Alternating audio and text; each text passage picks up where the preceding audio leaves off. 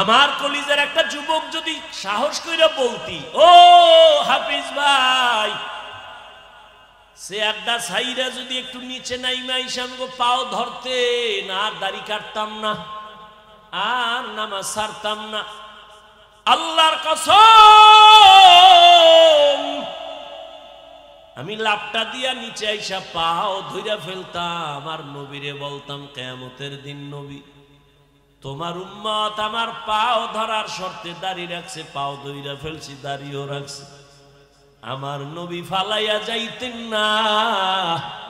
আমার নবী বলতেন, যা উম্মত জান্নাতের দরজায় যা, আমি তোরে ছাড়া জান্নাতে যাব না।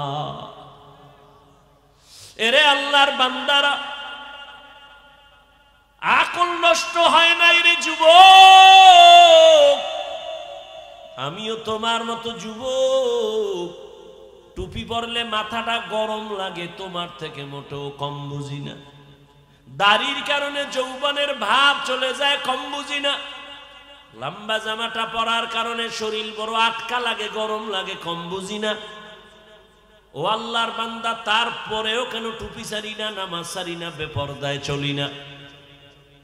এত মানুষ কত বাজে কথা বলে, মানুষ আমগো টুপিওয়ালা বলে গালি দেয়, কওমি বলে গালি দেয়, তাবলিগওয়ালা বলে গালি দেয়, এরপর একটা জবাবও দেই না। কেন?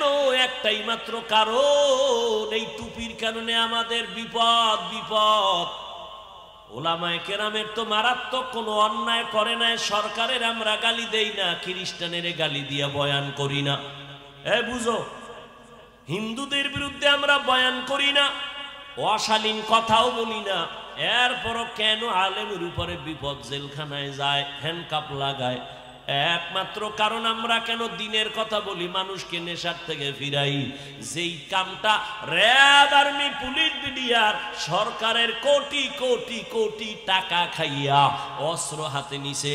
সরকার কয় মরণ পর্যন্ত না, মরার পরেও সরকারি টাকা তোমার ঘরে দেওয়া হবে, অস্ত্র দিয়ে দিলাম, যাও সন্ত্রাসী বন্ধ করো, নেশা বন্ধ করো, দেশে উশৃঙ্খলতা বন্ধ করো।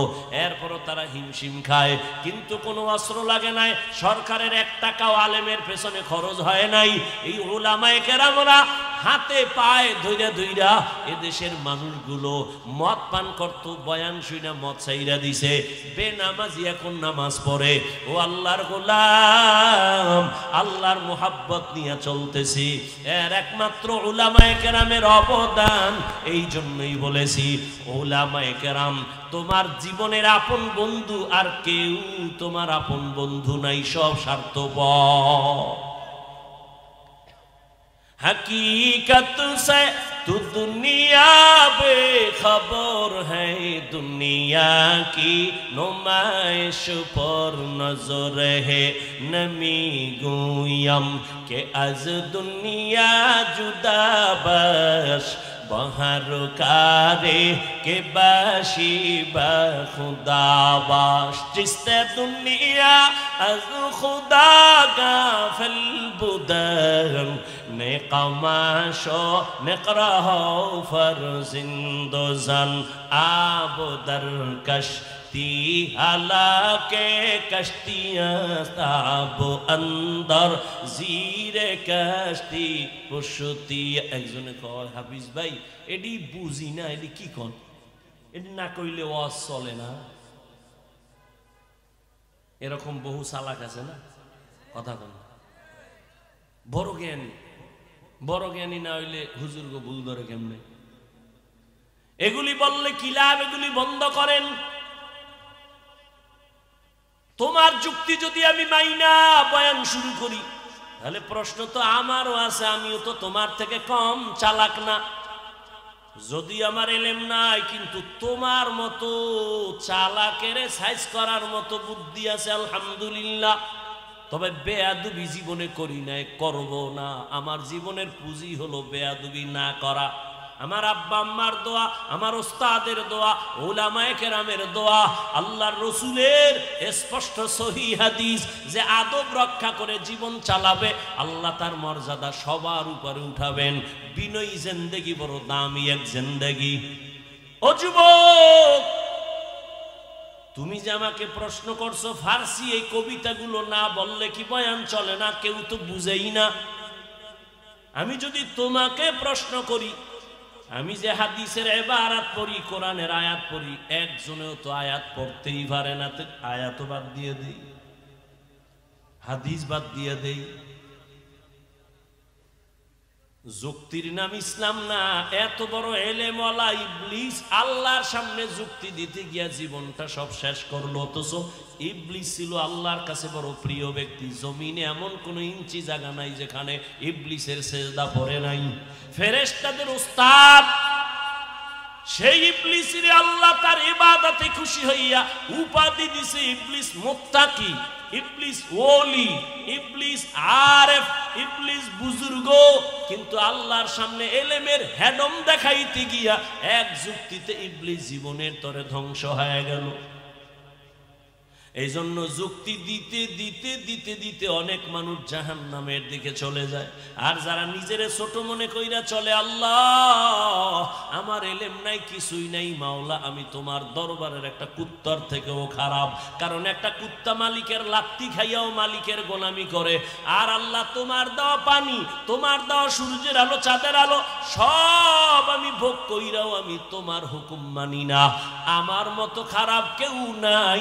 মনে হয় যেন একটা কুকুরের থেকেও আমি বড় খারাপ। सूरज ने दिया अपनी शुआओं को ये पैगाम, सूरज ने दिया अपनी शुआओं को ये पैगाम, दुनिया है अजब चीज को भी सुबह को भी शाम, दुनिया है अजब चीज को भी सुबह को भी शाम।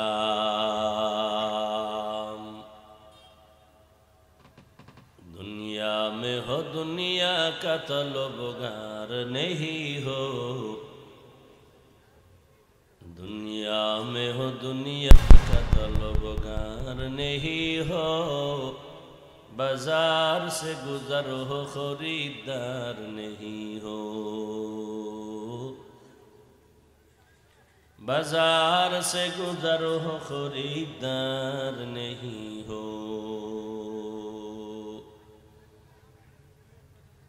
मकबूल है शाज़ है काबिल तू बहुत है,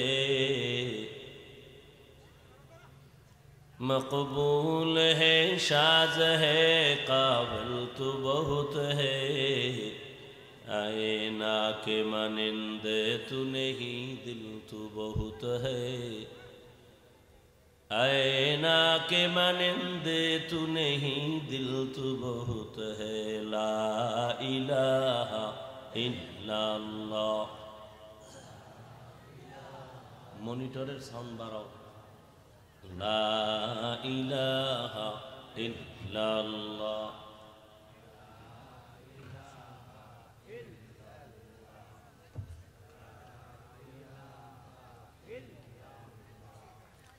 ला इलाहा इल्लल्लाह, ला इलाहा इल्लल्लाह, ला इलाहा इल्लल्लाह, ला इलाहा इल्लल्लाह, ला इलाहा इल्लल्लाह, ला इलाहा इल्लल्लाह, ला इलाहा इल्लल्लाह, ला इलाहा इल्लल्लाह, ला इलाहा इल्लल्लाह, मुहम्मदुर रसूलुल्लाह।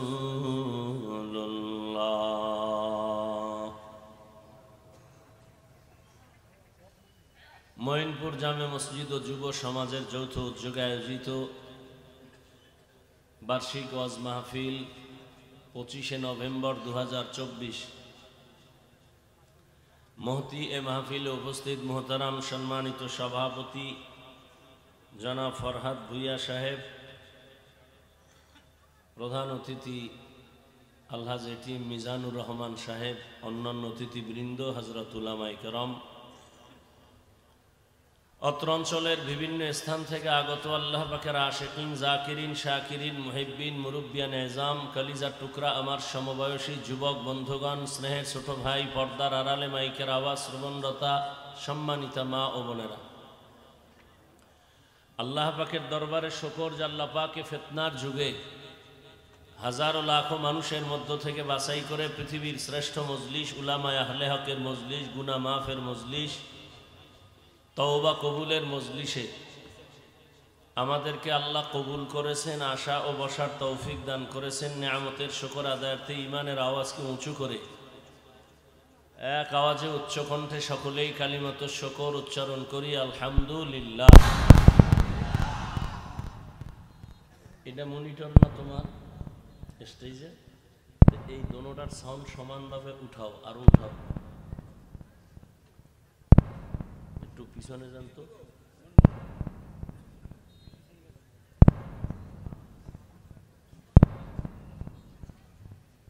দরুদ ও সালাম সৈয়দুল মুরসালিন, রহমাতুল লিল আলামিন, শফিউল মুজনিবিন, খাতামুন নবিয়্যিন, সৈয়দুস সাকালাইন, ইমামুল মুরসালিন,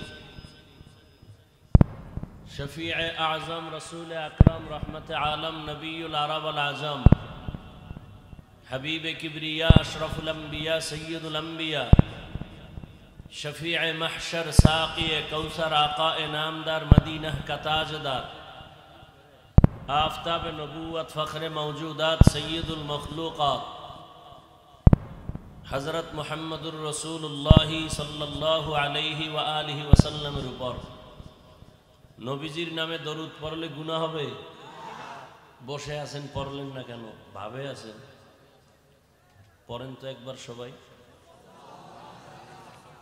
নবীজির মহব্বত নিয়ে পড়েন। আবার একবার পড়বেন, 3টা পুরস্কার পেয়ে যাবেন। 1 নাম্বার পুরস্কার 10টা গুনাহ মাফ হয়ে গেছে। দ্বিতীয় পুরস্কার 10টা নেক আমল নামায় যোগ হয়েছে। তৃতীয় পুরস্কার আল্লাহর দরবারে আপনার মর্যাদা 10 গুণ বেড়ে গেছে। হর কে বাশুদ আমেলে সাল্লু মুদাম আতেশে দোজখ শাওয়াদ বরওয়ায়ে হারাম। আল্লাহর কাছে তো যেতে হবে, থাকা যাবে? কি নিয়ে যাবে? হিসাব 2টা, কি নিয়ে যাবেন আর রেখে যাবেন কি, আর কোনো হিসাব নেই। জীবনে এমন কোন আমল আছে যে আল্লাহর কাছে পেশ করা যাবে, আল্লাহ একটা আমল নিয়ে আসছি, এই উসিলায় মাফ করো? নামাজ নাই, রোজা নাই, টুপি নাই, দাড়ি নাই, ঈমান আমলের সব ভেতরে ভেজাল, গীবত, শেকায়াত, মিথ্যা, গালাগালি নিয়া মনে হয় যেন একটা গুনার চাদরে জীবনটাকে আটকায় ফেলেছে। যুবক বাবারা, আপনারা অনেক দামি মানুষ, আমি বোকা মানুষ। অনেক সময় আপনারা 2-3 জন এক জায়গায় বসে হুজুরগো বোকা বলেন, আর আমারে তো বোকা বলবেনই আরো আগে, কারণ আমার এলেম নাই, আমল নাই, কিচ্ছু নাই। প্রশ্ন করতে মনে চায় আপনাদেরকে, আমার এলেম নাই, আমল নাই, এ কথা আমি বারবার বলি এবং সত্য, এটাই সত্য কথা। আপনারা আসছেন কেন তাও আমি বুঝতেছি না। আপনারাও বলেন আমার এলেম নাই, কিচ্ছু নাই হাফিজ সাহেবের মধ্যে, আসছেন কেন? এটাও ভাবতেছি বৈশা বৈশা।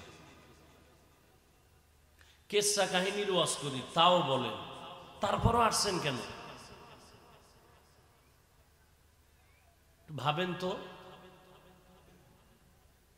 কত সুন্দর বয়ান করেছেন এখানে অনেক আলোচক, শোয়েব আহমদ আশরাফি, মুফতি হাবিবুল্লাহ আরমানি, পাকিস্তান, অত্যন্ত সুন্দর তথ্যবহুল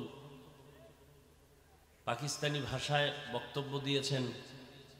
এরপরে আপনাদেরকে আনন্দ দেওয়ার মতো ব্যক্তি একজন শিল্পী কবির বিন সামাদ, আমার সাথে রাস্তায় দেখা হয়েছে, মদিনায় দেখা হয়েছিল, উমরায়। কলিজা দিয়ে আমাকে শ্রদ্ধা করে, শুধু মোহব্বত না। গাড়ি থামাইয়ে দেখা করছে, তো বললাম আরো পরে বয়ান করতো, তো অনেক দূরে চলে যাবে। তো আলহামদুলিল্লাহ অনেক বক্তব্য হয়েছে। এরপরও কেন আপনারা এত কুয়াশা, পানি পড়তেছে, ঠান্ডা, নিচের বিছানাও কোয়ালিটির বাইরে, এরপরও বসে আছেন। 100 জন লোক থাকলে ওখানে 99টা যুবক বসা। ঢোকার সময় কিন্তু বহু বয়ান কানে আসছে, যারা আমারে খুব ভালোবাসে, এরা অনেক সুন্দর সুন্দর আওয়াজ দিছে আমারে মোহব্বত কইরা। আমি এই দোষ, আমি এই খারাপ, ওই খারাপ, এর বয়ান শুনে লাভ কি? বহু বন্ধুরা রাস্তায় দাঁড়ায় দাঁড়ায় আমারে খুব বয়ান দিছে, আমি গাড়ির ভিতরে বইয়া শুনছি, দোয়া করছি, আল্লাহ এরকম একটা যুবক হেদায়েত পাইলে তো আমি জান্নাত পেয়ে যাব, আমার আর কিছু দরকার নেই। আলহামদুলিল্লাহ। তো যেহেতু আমি বোকা, কিছু কথা আজকে শুনে যাই, বোকাদের কথাও মাঝে মাঝে কামে লাগে, একটু শুনে। আপনি মানবেন কিনা ওটা আমার জানার দরকার নেই। জীবনের অর্ধেক কিন্তু শেষ। আপনাদেরকে বলছি, বিশেষ করে যুবককে বলছি, এই যুবক, জীবনের অর্ধেক শেষ। যদি 60 বছর বাঁচো, অর্ধেক নাই। 50 বছর হায়াত থাকলে অর্ধেক শেষ, বাকি অর্ধেক বাঁচবা না মরবা, সিদ্ধান্ত নাও। যদি বাঁচবো, কিন্তু ওই বাঁচা বাইছে লাভ কি? বিছনায় বইরা থাকবি।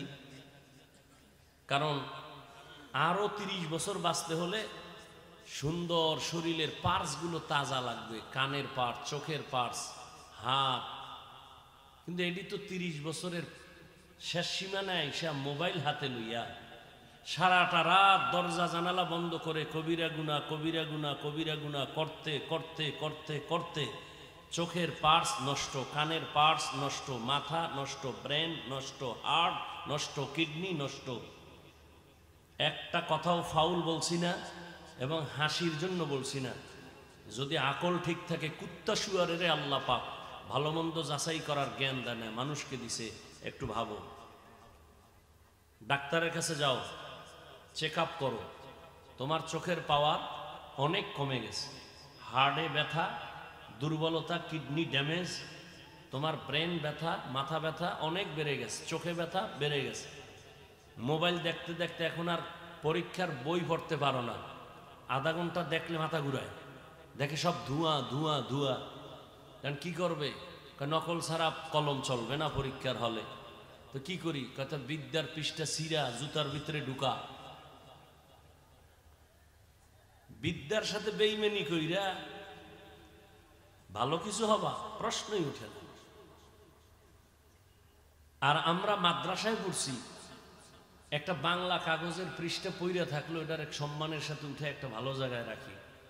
আর তুমি তোমার বিদ্যার পৃষ্ঠা ছিঁড়ে জুতার মধ্যে ঢুকাও, তাহলে কর্মজীবন তোমার বিদ্যা চুরি।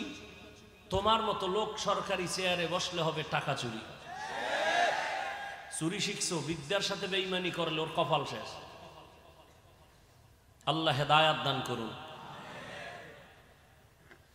আল্লাহ, একটু চিন্তা করো জীবনটা কোথায় গেল। আল্লাহ না করুক, যত লাশ দেখি যুবক যুবক যুবক। পানির নিচে লাশ, কে কয় যুবক। গাড়ির নিচে লাশ, কার? যুবক। ঘুমের বিছানায় লাশ, মা কাঁদতেছে, কে? যুবক। করোনায় মরছে অধিকাংশ যুবক, ডেঙ্গুতে মারা গেল অধিকাংশ যুবক। কয়দিন আর বাহাদুরি। আমি এখানে তোমাকে হুজুর বানাইতে আসি নাই, যুবককে বলছি। আমি পাঁচকল্লি মাথায় দিছি, একবারও বলবো না তুমি পাঁচকল্লি দাও নাইলে কপাল শেষ। আমি কওমি মাদ্রাসার সন্তান, একবারও বলি নাই, বলবো না যে তুমি কওমিতে আসো, না হয় ধ্বংস। আমি তাবলিগের লাইনের সন্তান 100, আমি পীরের মুরিদ, একবারও বলবো না যে তুমি তাবলিগ বা পীরের কাছে না গেলে জাহান্নাম। আমি কি বলবো, টোটাল বয়ানের থিম তোমাকে কটা পরামর্শ দিব। তুমি স্কুলে পড়ো, কলেজে পড়ো, চাকুরি করো, ব্যবসা করো, ওখানে থেকে কিভাবে জান্নাত পাইবা এই বিষয়ে কিছু পরামর্শ দিব। অতএব তোমার আতঙ্ক হওয়ার কোনো ভয় নেই। খোলামেলা গ্রামের ভাষায় সহজ কথায় কিছু কথা বলবো। উচ্চাঙ্গের ভাষাও জানি না, সেই তথ্যবহুল আলোচনাও আমি জানি না, তাফসীর তো জানিই না। সুযোগ পাইলে দুই একটা কেচ্ছা কাহিনী শোনাবো, কারণ আমার নাম যেহেতু এই নামে প্রসিদ্ধ, দুই একটা কেচ্ছা শুনাই। তবে ভয় নাই, সোনাবন্ধের গান শুনাইয়া তোমাদের হাসাবো না। আমরা দুই একটা কেচ্ছা কাহিনী কোরআন হাদিস এবং এর বাইরেও যদি শুনাই, তাদের কেচ্ছাই শোনাবো যেগুলো শুনলে চোখে পানি আসবে, দিল নরম হবে।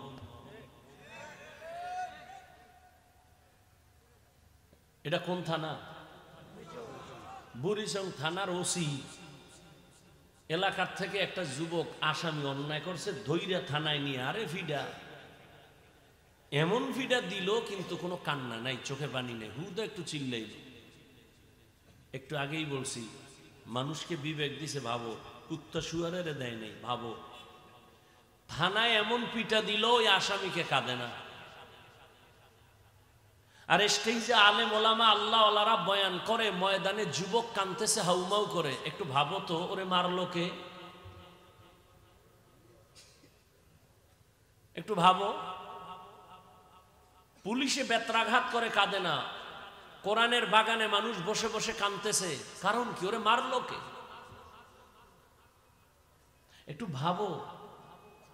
এটা তো এমন এক প্যান্ডেলে বসছো যে রসুল বলেন এখানে বসার সাথে সাথে জীবনের সব গুনাহ মাফ। সুবহানাল্লাহ আসে না? আসবে কেমনে? সাফার জোরে না দাবি করো আমি রসুলের আশেক। ফজর নাই, জোহর নাই, আসর নাই, মাগরিব নাই, এশা নাই, সারাদিন জবানে মিথ্যা, গীবত, খাও গাঞ্জা, টানো বিড়ি। এই জবানে সুবহানাল্লাহ আসতে তো সময়ের দরকার। আল্লাহ আপনি আমাদের সব ভাইকে হেদায়াত দান করেন। আর এমন তো টেনশন নাই যে হুজুর এত রাত্রে ওয়াজ করবেন, ঘুমান লাগবে, এই টেনশন তো নাই। বাঙালি তো আর রাতে ঘুমায় না, সারা রাত মোবাইলের হক আদায় করে। বউয়ের হক, মা বাবার হক, সন্তানের হক আদায় না করতে পারলেও যথাযথ মোবাইলের হকটা রাতে আদায় হয়। আমরা মোনাজাত ধরি বইয়া, আর মোবাইলওয়ালারা রাতে মোনাজাত ধরে হইয়া। হাসিও না। আমি বলছি কেন? হাসির কথা একটাও বলি নাই। তুমি হাসো কেন?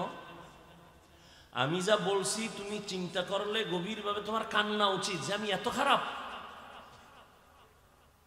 আমি সারা রাত কবিরা গুনাহ করি, চরিত্র বিক্রি করি মোবাইলের দ্বারা, আমি এত খারাপ, আমার কপালের উপরে কারো যেন অভিশাপ লাগছে। তুমি নিজেকে ভালো মনে করো না।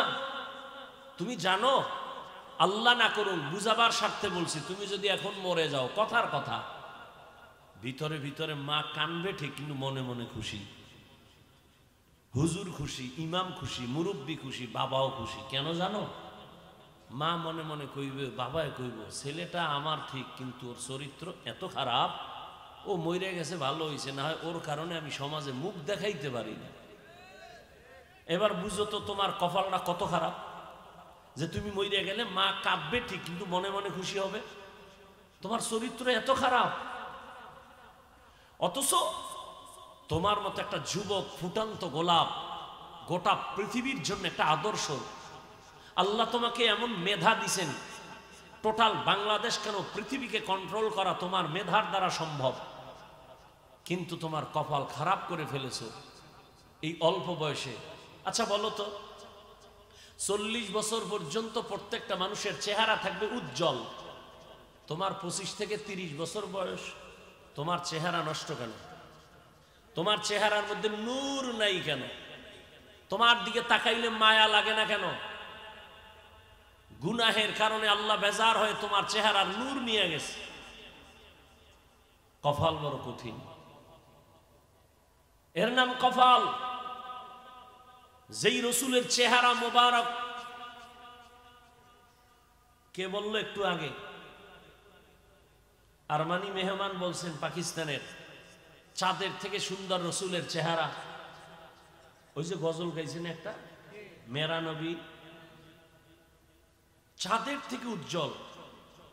আম্মাজান আয়েশা রাদিয়াল্লাহু আনহা বলেন, এশার নামাজের পরে রসুল আমার হুজরায় আসলেন, আমার হাতে একটা চিকন সুই ছিল, পড়ে গেছে, বাতি নাই, কেরোসিন নাই, তেল নাই, অন্ধকার।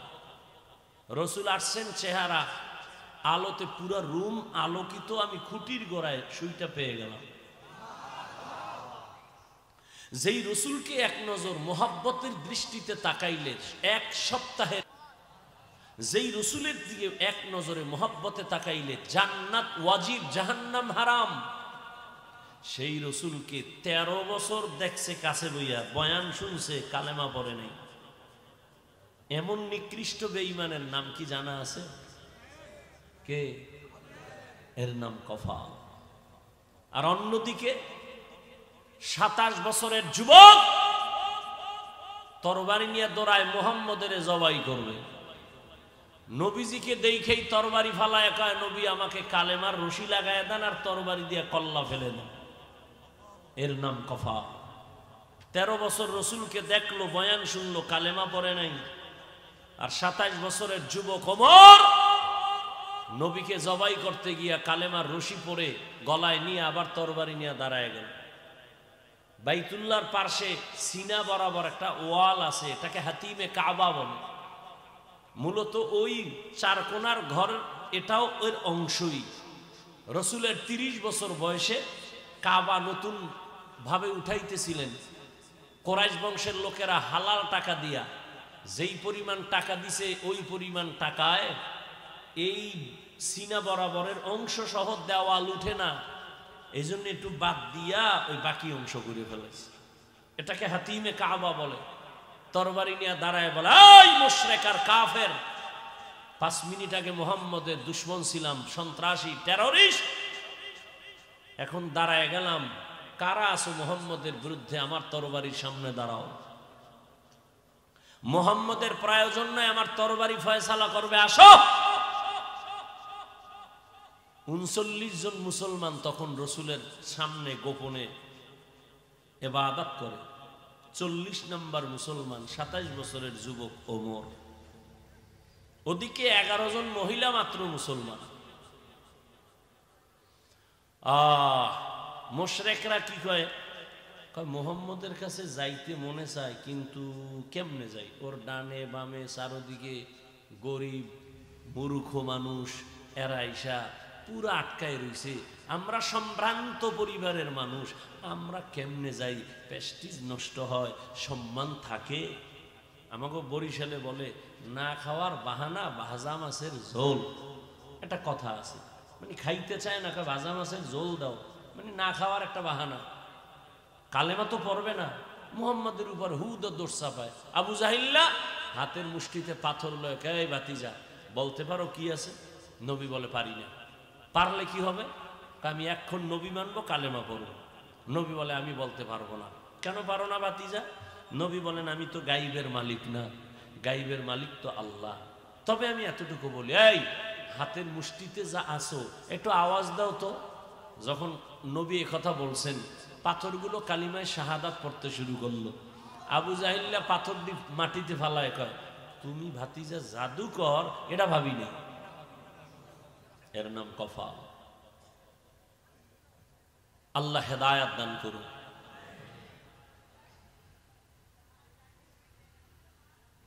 ওলামায়ে কেরাম যে আলোচনা করেছেন, দোয়া করি উম্মাহকে ওলামায়ে কেরামের কথাগুলো সহি তরিকায় আমল করার তৌফিক দান করেন। ওলামায়ে কেরামের ইজ্জতকে আল্লাহ বাড়ায় দেন। ওলামায়ে কেরামের ইজ্জত বাড়লে একটু সমস্যা হতে পারে আপনাদের, না? না, আমিনের আওয়াজে এরকমই ভাবলাম। ওলামায়ে কেরামের ইজ্জত বাড়লে উম্মতেরও ইজ্জত বাড়ে। ওলামায়ে কেরামের ইজ্জত কমে গেলে উম্মতেরও ইজ্জত কমে যায়। কেমনে বুঝাইতে আমার ধৈর্য কতটুকু হবে আপনাদের জানি না। উলামায়ে কেরামের ইজ্জত বাড়া, উম্মতের ইজ্জত বাড়া। কেন? কিয়ামত পর্যন্ত আর 1 সেকেন্ডের জন্য নবী আর দাওয়াত দিতে আসবেন না। আসবেন? সাহাবায়ে কেরাম আসবেন?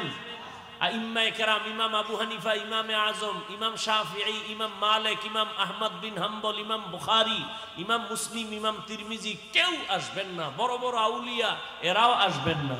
কিয়ামত পর্যন্ত এই জাতিকে জান্নাতের পথে ডাকবেন, সঠিক শান্তির ঠিকানা দিবেন একমাত্র, শুধুমাত্র, কেবলমাত্র উলামায়ে কেরাম।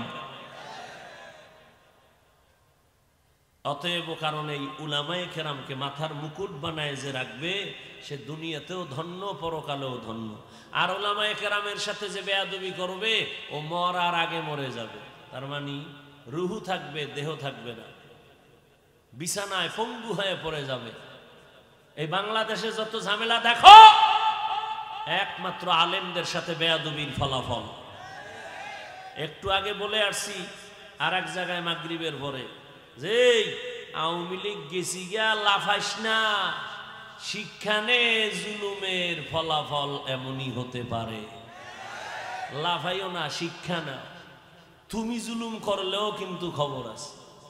মুসলমানের আন্দোলন একদিন নয়, মুসলমানের জীবন দেওয়া একবার নয়, মুসলমানের আন্দোলন আজীবন, জীবন দিবে বারবার জালেমের বিরুদ্ধে, ইসলামের পক্ষে।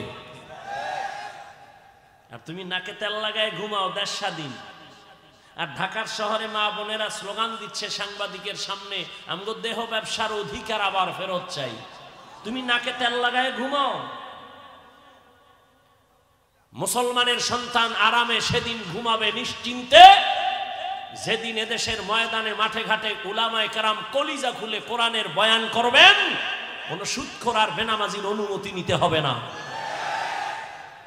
মুসলমান নাকে তেল লাগায় আরামে ঘুমাবে সেদিন এদেশের প্রত্যেকটা মাদ্রাসা মসজিদের কমিটির মধ্যে বেনামাজি সুদখোর থাকবে না যেদিন। শিয়ালের হাতে মুরগি দিছে 3 দিনের আমানত, কার কাছে? শিয়াল পণ্ডিতকে দোয়াও চাই মাফও চাই, জিন্দা কেন মরাও ভাইতে না। শিয়ালের হাতে মুরগি দিলে যা হয়, ধর্মের চাবি সুদখোর আর বেনামাজির হাতে দিলে তাই হয়। দিছে কে? এইবার আর আওয়াজ নেই। কে দিছে? ইসলাম চাই। ভোটের আগের রাত্রে টাকা খাইয়া কেবলা ঘুরাইয়া দিছে, ঠিক নেই? হুজুরকে দিয়া লাভ নাই। হুজুরেরা কি করবে? হুজুরেরাই সব করে, সব করতেছে। হুজুরেরা যা এ জাতিকে দিয়েছে আল্লাহর কসম পৃথিবীর কেউ এগুলি এই জাতিকে দিতে পারে নাই।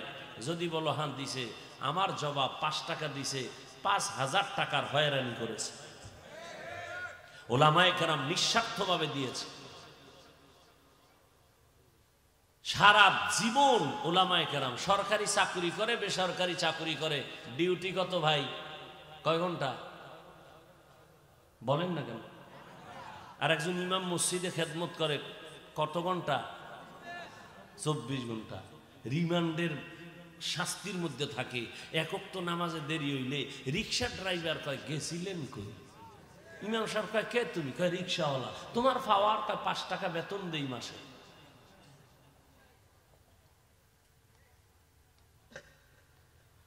হায় হায়, আল্লাহ আমাকে আপনাদের সবাইকে হেদায়েত দান করে। ইয়া আইয়ুহাল্লাযীনা আমানুস্তাঈনু বিস-সাবরি ওয়াস-সালাহ ইন্নাল্লাহা মা'আস-সাবিরিন। আল্লাহ বলেন, হে মুমিন, তোমরা সাহায্য প্রার্থনা করো সবর ও সালাতের মাধ্যমে। নিশ্চয়ই আল্লাহ পাক রব্বুল আলামিন সাবিরিনদের সাথেই থাকবেন। রহমতের নবী বলেন, মাইয়ুরিদিল্লাহু বিহি খাইরান ইউসিব মিন। আল্লাহ যাকে বেশি আদর করেন, মায়া করেন, দয়াময় আল্লাহ তাকে মুসিবতের দ্বারা পরীক্ষা নিবেন। তাহলে মুসিবত আসা একটা নেয়ামত। কার জন্য? মুমিনের জন্য। আচ্ছা, আপনারা ক্ষুধা লাগছে মনে হয় বেশি, বাদাম 2-1 ঘন্টা না খাইলে মরবেন? মরবেন? বাদাম না খাইলে মরবেন। আচ্ছা, বাদাম খাইলে কি পেট ভরবে? 1 বোতল পানি খাইলে বাঁচতে পারবেন, নাইলে মরবেন। তুই বেহেশতের বাগানে এগুলি কেন? এই জন্য ওয়াজ বাড়ছে, হেদায়েতের কথা শুনলো। এখানে কেন আপনি খাইতে হবে? খাওয়ার জন্য দোকানওয়ালারা বয়ে রয়েছে, সেখানে যান। ওয়াজ উপলক্ষে বিশাল মার্কেট। কিসের দোকান? কয় বেলুন। বিশাল এক বেলুন কিনছে। মোনাজাতের ঘর বাড়ি যে এটার কান্দে লয়ে ঝুলাই। বউ কয় কি নিয়ে আইছো? কয় যে মোনাজাতে বেলুন কবুল হয়ে গেছে। আপনারা হাসেন। কোরআনের মাহফিল, বেহেশতের বাগান, যেখানে বসলে গুনাহ মাফ হয়, সেই উপলক্ষে কেন মার্কেট, দুই একটা চায়ের দোকান, বিস্কিট রুটির দোকান হতে পারে, সেখানে এমন দোকান থাকবে কেন? খেলনার দোকান, বেলুনের দোকান। আবার এমন কোন দোকান থাকবে কেন যেই দোকানে বেপরদায় নারী ঢুকবে? এই কবিরা গুনার দায় ভাইয়ের কে নিবে? বলে গেলাম আপনাদেরকে না, সারা দেশ ঘুরে তো এগুলি দেখতেছি। হেদায়েত হয় না কেন? এর কারণ কি? ভাই বয়ান তো আপনারা জানেন, আমি তো শুরুতেই বলছি, আমি নতুন কিছু বলবো না। মিথ্যা বলা হারাম, গালি দেওয়া হারাম, গীবত করা হারাম, মরা ভাইয়ের গোস্ত খাওয়ার সমান, জিনার থেকেও বেশি মারাত্মক গীবত। এগুলি জানেন না? তো বয়ান তো এগুলি করুন, এর বাইরে তো কিছু না। নামাজ ৫ ওয়াক্ত পড়া ফরজ, মা বাবার খেদমত করা ফরজ, গান শোনা হারাম, নাচ দেখা হারাম, জুলুম করা হারাম, কারো হক নষ্ট করা হারাম, চুরি করা হারাম, ডাকাতি করা হারাম, কাউকে হত্যা করা হারাম। এই বয়ান তো আপনারা সব জানেন। শুধু কি তাই, আমরা এরা যারা বসছি সবাই মুসলমান।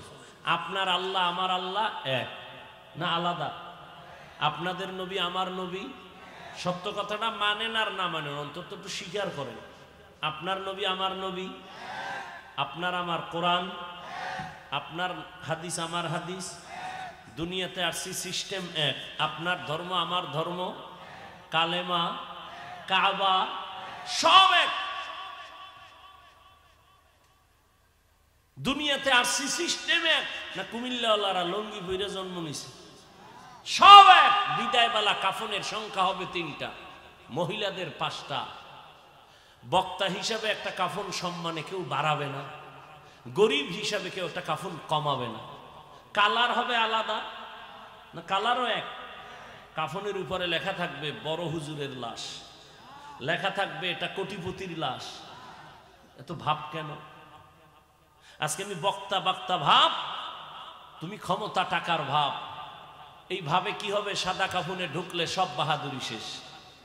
কবরের সাইজও হবে এক, কবরে প্রশ্ন হবে ৩টা, তাও এক। রবের পরিচয় দাও, ধর্মের পরিচয় দাও, রাহমাতুল লিল আলামিনের পরিচয় দাও।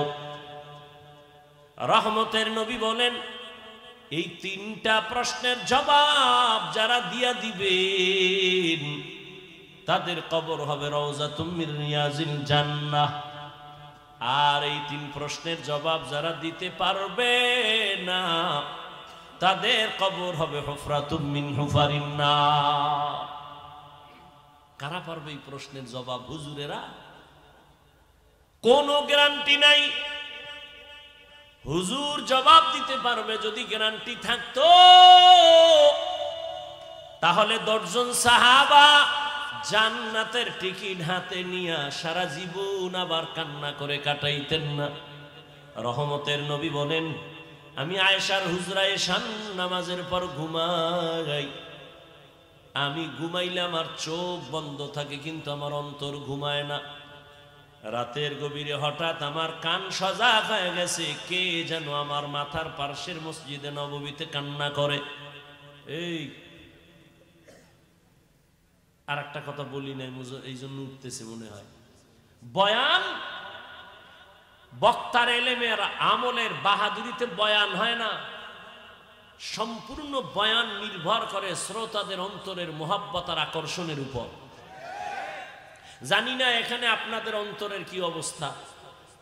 আমি আল্লাহকে ভরসা কইরা বসছি, কারণ নিজেরে ছোট মনে কইরা বসলে বরকত হয়। আর আল্লাহ আমার মনে হয় এই জন্য ছোট বানায় রাখছে। একদিন এক বড় আলেমরে জিজ্ঞেসছিলাম, হুজুর কেন? আমার মনে চায় আমি আরো অনেক উপরে উঠি, লেখাপড়া করি, বিদেশ যাই। কয় না, যদ্দুর আছেন এই সম্মান কয়জনে পায়? আর এই যে আল্লাহ অনেক উপরে উঠায় নাই, বড় মুফতি হন নাই, এটা হইলে হতে পারে আপনি অহংকারে লাইন ছাড়া হয়ে যাইতেন। আর এখন দুর্বলতা আছে, কাঁদতেছেন। আল্লাহ তো চোখের পানি চায়, বিনয়ী চায়, অহংকার চায় না। জানি না আপনাদের অন্তরের কি হালাত, ওই অনুযায়ী বয়ান হবে। বক্তব্য সব শেষ, বাকি শুধু হাত দুইটা উঠাবো আর আলহামদুলিল্লাহ কয়ে মোনাজাতটা দিব। আর হাত যদি উঠাইয়েই ফালাই আর জীবনে এখানে আমু কিনা তাও জানি না, বয়ান আর দেখা হবে কিনা তাও জানি না, তবে নিজের কপালটাও নষ্ট করিয়েন না, অন্যেরও ক্ষতি করিয়েন না। কিছু কথা বলার তৌফিক আল্লাহ দিতেছেন, আপনারা দোয়া করলে বলবো, ডিস্টার্ব করেন না, খবরদার। আপনার যদি উঠার ব্যারাম থাকে, ভিতরে ঢুকছেন কেন? আপনি রাস্তায় দাঁড়াবেন, ফাঁকে যাইয়া বাথরুম করবেন, বিড়ি টানবেন, আবার আয়া শুনবেন, চোখের সামনে বসে ডিস্টার্ব কেন? মানুষ ভালো হইতে বহু সময় লাগে, কপাল পুড়তে 1 সেকেন্ড লাগে না। বহু মাস্তান সাইজ হয়ে গেছে, খবর নাই, বিল্ডিং পড়ে আছে, খবর নাই, ও আসমানে না জমিন। বাহাদুরি কইরো না, মাস্তানি ভালো না সব জায়গায়। বহু মাস্তান রাস্তায় কাইতে ঠ্যাং ভেঙ্গা ঘরে বয়ে রইছে। বহু রাস্তায় পাগল দেখছি, পাগল ইংলিশে টকিং করে কিন্তু বস্ত্র অর্ধেক, আরবিতে কথা বলতেছে খুব দ্রুত কিন্তু শরীরের পোশাক অর্ধেক। পাগল। ভাবলাম কারণ কি? পাগল আবার ইংরেজি শিখছিনি কোথাও গিয়া? জবাব আসলো অন্তর থেকে, না। তাহলে এই ছেলেটা স্কুল কলেজের ভালো একটা স্টুডেন্ট ছিল,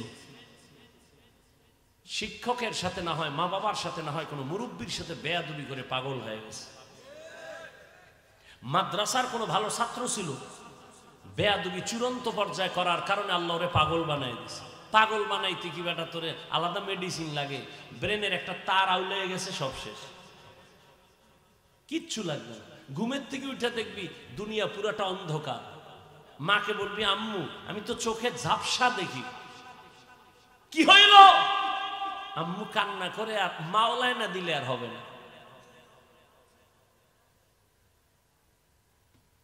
রহমতের নবী বলেন, আমার কানে আওয়াজ, গভীর রাতে কে যেন আমার মসজিদের মধ্যে কান্না করে নামাজে।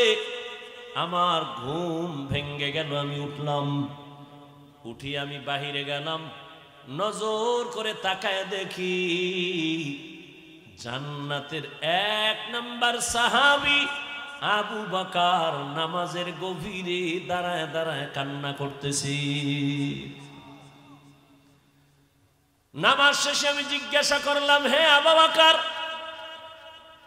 নামাজে দাঁড়াইয়া গভীর রাতে কেন কান্নার আওয়াজ? আবু বকর কান্না করে বলেন, ইয়া রাসূলুল্লাহ, আল্লাহর আদালতে দাঁড়াইয়া কেমনে আমি হিসাব দিব সেই ভয়ে নামাজে কান্না করেছে। নবী বলেন, আপনার নামে জান্নাতের টিকিট রেডি, 10 জন, আর আপনি শ্রেষ্ঠ, এরপরও কেন এত টেনশন? আবু বকর বলেন, হে নবী, আপনিই তো বয়ান করেছেন কিয়ামতের ময়দান হবে অনেক কঠিন ভয়ঙ্কর, মানুষ সব উলঙ্গ দাঁড়াবে, নারীরা উলঙ্গ দাঁড়াবে, পুরুষেরা উলঙ্গ দাঁড়াবে, নবীরা পর্যন্ত কান্না করবে, সূর্যের গরম সইতে পারবে না। ওই সময় আমার আল্লাহ আমার উপরে কোনো কারণে যদি বেজার হয়ে বলে টিকিট ক্যান্সেল করে দিলাম, কি উপায় হবে আমার সেদিন? ও এলাকার যুবক, ও বৃদ্ধ বাবাজি, পর্দার আড়ালের মা বোনেরা, দুনিয়ার রং তামাশায় তো কম সময় কাটাও নাই রে যুবক। আজান কানে শুনছো, ইচ্ছা করে পারলে মসজিদে যাইলে পারতা, যাও নাই, গাদ্দারি করে মনে চায় না যাও নাই, জীবনটা হেলায় খেলায় কাটায় দিছো। একবারও কি চিন্তা করছো তুমি মইরা গেলে মানুষ তোমারে দোয়া করবে না বরদোয়া করবে? এমন কিছু করছো নিজে মইরা গেলে মানুষ দোয়া করবে? না করো নাই, বরং তুমি এমন চরিত্র ধ্বংস করেছো, মাও খুশি হবে, বাবাও খুশি হবে, হুজুরেরাও কইবে ছেলেটার ব্যবহার ভালো না, মইরা গেছে ভালো। জীবনে কি অর্জন করেছো একবারও কি চিন্তা করছো রে বাবা? অথচ তোমার মতোই তো বহু যুবক দেখো, ওই কুমিল্লা কলেজে লেখাপড়া করে, ঢাকা কলেজের ছাত্র, এক ওয়াক্ত নামাজও ছাড়ে না, দাড়িও কাটে না। সত্য কথার একটু সাক্ষী দেও, আছে না নাই? আর বয়ানের দরকার নাই। দরজা জানালা বন্ধ করে একা একা নিজের পায়ের জুতা খুইলা কপালে বাড়ি মেইরা ক তোর কপাল এত খারাপ কেন? নিজেরে প্রশ্ন করে, এই কপাল পোড়া, তোর মতো যুবকটাই তো কুমিল্লা কলেজে বইরেই নামাজ পড়ে, তুই কেন পারো না?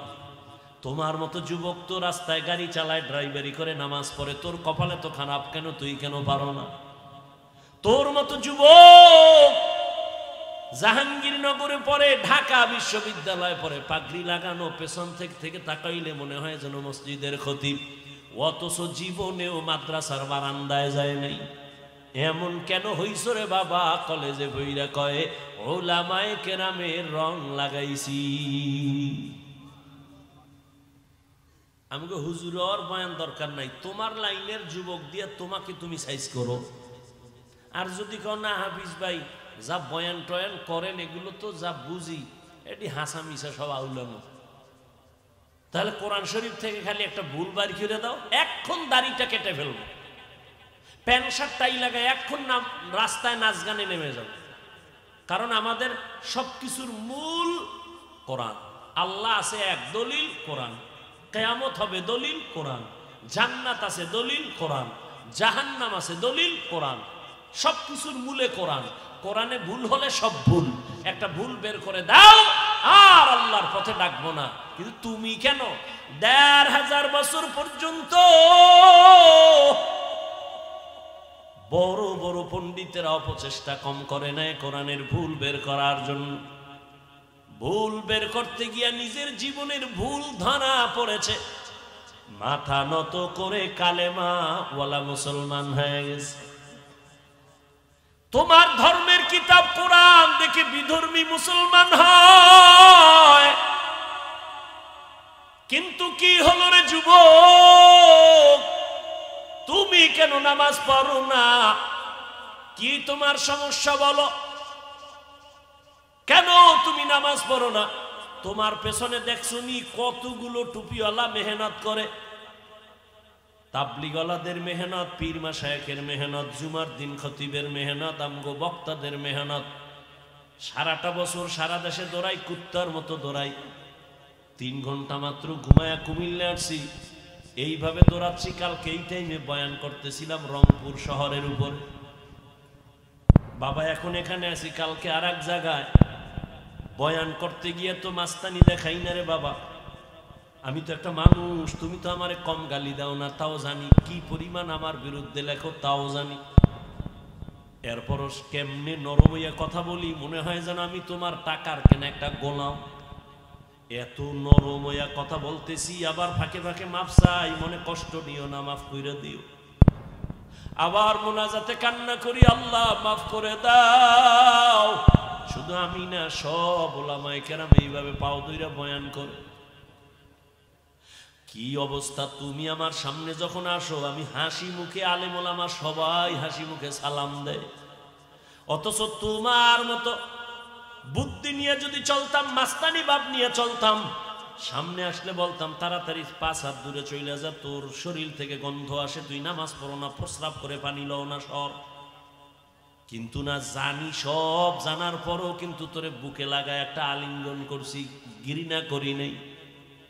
মাথায় হাত দিছি, হাতটা বাড়ায় দিছি সালাম দেওয়ার জন্য, মনটা বেজার করি নাই, হাসি মুখে কথা বলেছি। এতটা কেন করি? কি স্বার্থ? আমগো টাকা দাও তাও না, ইমামের বেতন আটকায় রাখছো, ঠিক মতো বেতনও দাও না। সভাপতি বেতন দেয় ১০০ টাকা মাসে, তাও ঠিক মতো মাসে মাসে দেয় না সভাপতি। সেক্রেটারি তাও প্রতি মাসে ঠিক মতো দেয় না। এরপরও কোনো ইমাম কোনো মুসল্লির সাথে খারাপ আচরণ করে না, বরদোয়াও করে না।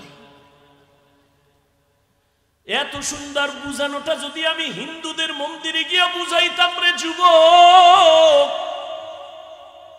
১২ মাস লাগতো না, মাত্র ৬ মাস দৈনিক ১ ঘন্টা কইরা যদি হিন্দুদের মন্দিরে গিয়া বয়ান দিতাম, খ্রিস্টানদের গির্জায় গিয়া বয়ান দিতাম, আমার মন বলে ইনশাআল্লাহ এদেশের হিন্দু খ্রিস্টান সব মদিনার আশেক হয়ে যাইত। অথচ তোমার পেছনে ১২ মাস ১২ মাস ১২ মাস, ফজরের পরে, জোহরের পরে, আসরের পরে, মাগরিবের পরে বয়ান আর বয়ান আর বয়ান। মানুষ এমন ভাবে টানতেছে মনে হয় জানো 5 মিনিটের জন্য হুজুর আসবেন একটু দেখা কইরা যাবেন, এইভাবে মানুষ টানে। এত বয়ানের পরেও কেন পরিবর্তন নাই? এর একমাত্র কারণ তুমিও মুসলমান, আমিও মুসলমান, তোমার আমার আল্লাহ এক, নবী এক, কোরআন এক, কাবা এক, ধর্ম এক, কালেমা এক। তাহলে তোমারে আমার বুঝাইতে হবে কেন? অথচ তোমারে বুঝাইয়াও টুপি মাথায় দেওয়াইতে পারি না। আমি মুসলমান, টুপি খুলতে চাই না, লজ্জা পাই। আর তুমি কেমন ভিআইপি মুসলমান, টুপি মাথায় দিতে চাও না, লজ্জা পাও। আমি দাড়ি কাটতে চাই না, লজ্জা। তুমি কেমন মুসলমান যে দাড়ি রাখতে চাও না, লজ্জা। আমি মুসলমান, মসজিদে না ঢুকলে লজ্জা পাই। তুমি কেমন মুসলমান যে মসজিদে ঢুকতে গেলে লজ্জা পাও। আমি মুসলমান, বেপরদায় চলতে গেলে লজ্জা পাই। আর তুমি কেমন মুসলমান যে পর্দা করতে গেলে লজ্জা পাও। বালিশে মাথা লাগা একটু ভাবিও, মালিকের দরবারে কেমনে দাঁড়ায় জবাব দিবা। হেদায়েতের মালিক আমার আল্লাহ। আসলে তুমি আল্লাহর হেদায়েতের পর্দার বাইরে সরে গেছো। কিন্তু আমার আল্লাহ স্বার্থপর না। যদি স্বার্থপর হইতেন ঘুমের মধ্যে চেহারা কুত্তার মতো বানায় দিতেন। মুহাম্মদের উম্মত হওয়ার কারণে এত গুনার পরেও চেহারা আল্লাহ পাল্টায় দেয় না কেন? একমাত্র মুহাম্মদের উম্মত। মুহাম্মদের উম্মত না হইলে ঘুমের থেকে উঠে দেখতা চেহারা বানর হয়ে গেছে। কিন্তু আমার নবী আল্লাহর কাছে কান্না করে বলছিলেন, হে মালিক, আমার উম্মত গুনাহ করলেও তুমি চেহারাটা পাল্টাইয়া দুনিয়ায় ইজ্জত হারাইও না রে আল্লাহ। নবী উম্মতের কত দরদি।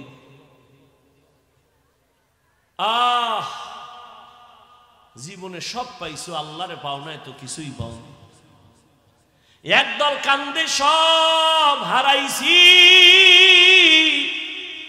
আর একদল কান্দতেছে পাইয়াও পাইতেছি না, উপায় কি?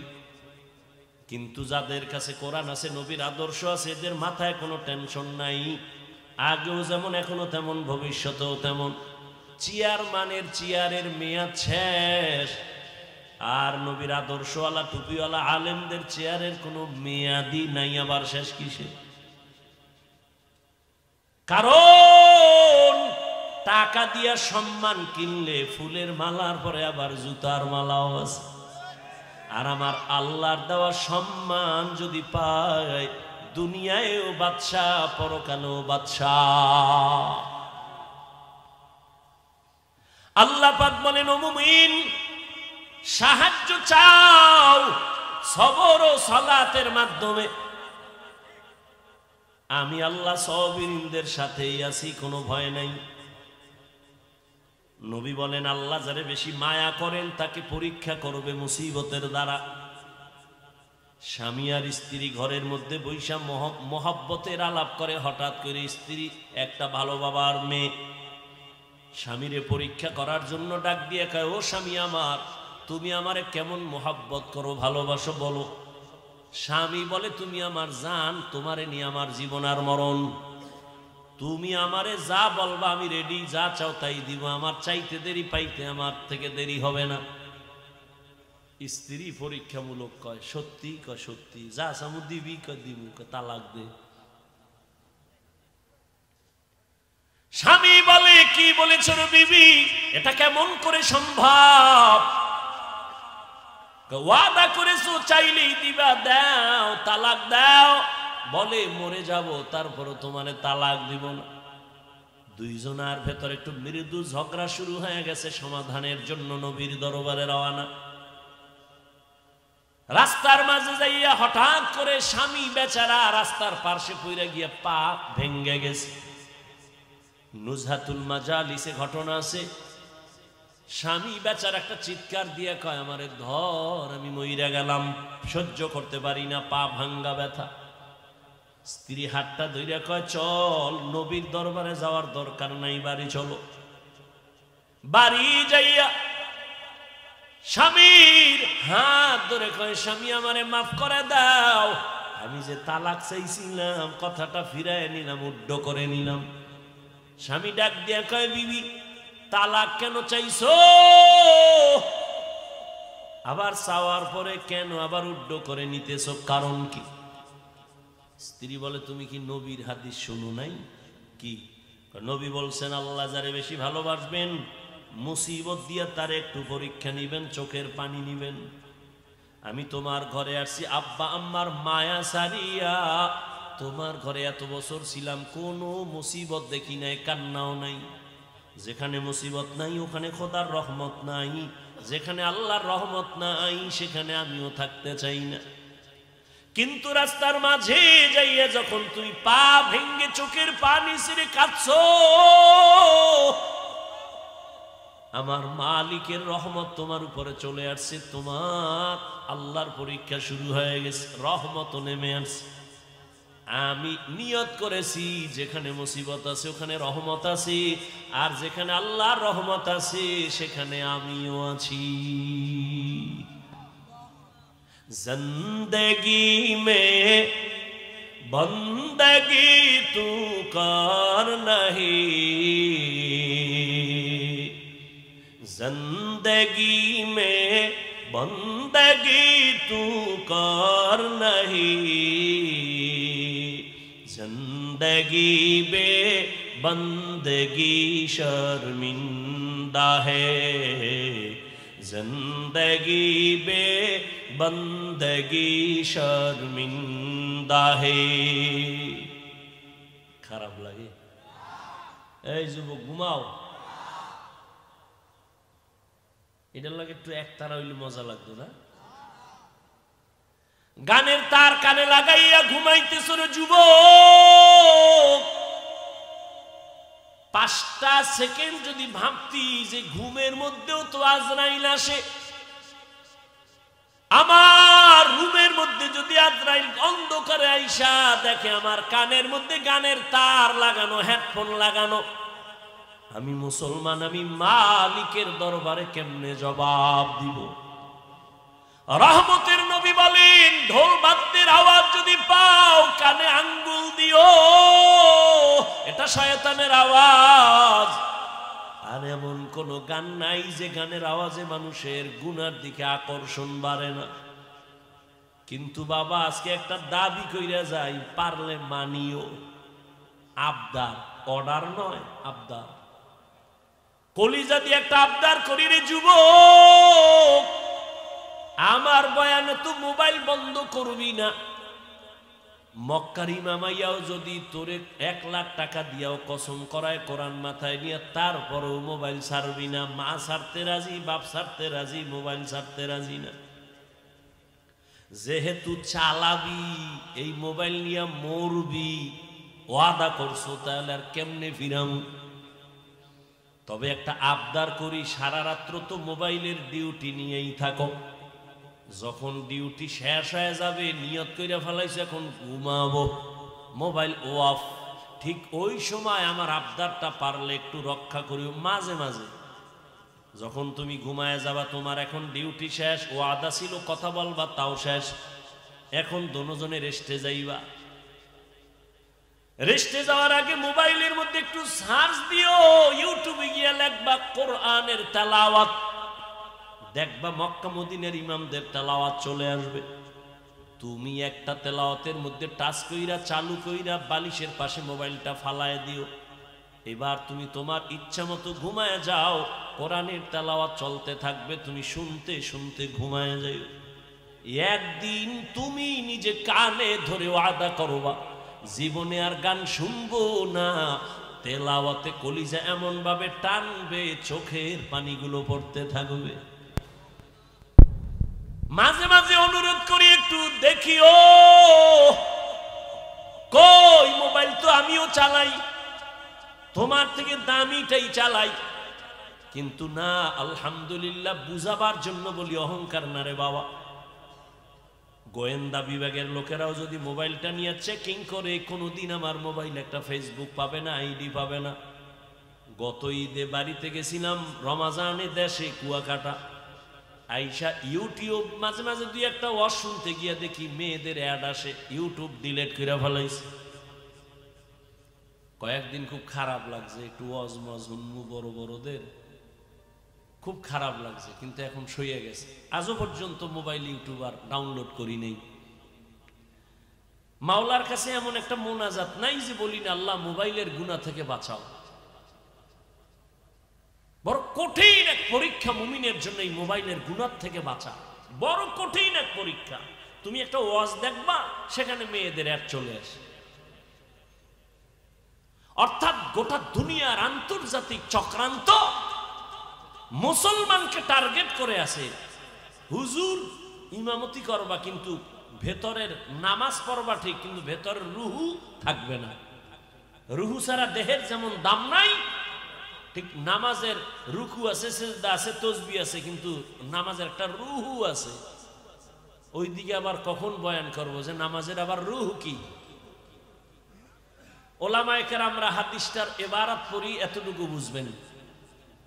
নবী বলেন আন তা'বুদাল্লাহা কাআন্নাকা তারাহ ফাইন লাম তাকুন তারাহ ফাইন্নাহু ইয়ারাক।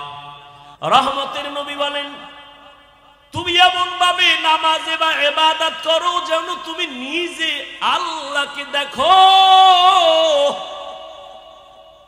যদি তুমি আল্লাহরে দেখতে না পাও, এতটুকু নিয়ত করিও যে আল্লাহ আমাকে দেখতেছেন। এর নাম নামাজের রূহ। একে ভিন্ন ভাষায় বলে খুশু আর খুজু। আল্লাহর ভয় নিয়ে নামাজে দাঁড়ানো। নামাজই পড়ে না, এ আবার রুহু পাইবে কই? নামাজ পড়ে না তো পড়েই না, উল্টা আমগো আবার ধাক্কা দেয় হুজুর নামাজ না পড়লে আলহামদুলিল্লাহ আমগো দিল পরিষ্কার। আর নবী কি কয়? দুনিয়াতে যারা নামাজ পড়ে না ওরা পৃথিবীর শ্রেষ্ঠ নিকৃষ্ট চোর। নবী বলেন মুমিন আর বেঈমানের মধ্যে ব্যবধান নামাজ। বাইনাল আবদি ও বাইনাল কুফরি তরকুস সালাহ। বেঈমান কাফেরেরা নামাজ পড়ে না, মুমিনেরা নামাজ ছাড়ে না। ইহা হাম সব মুসাফির দিল না লাগা,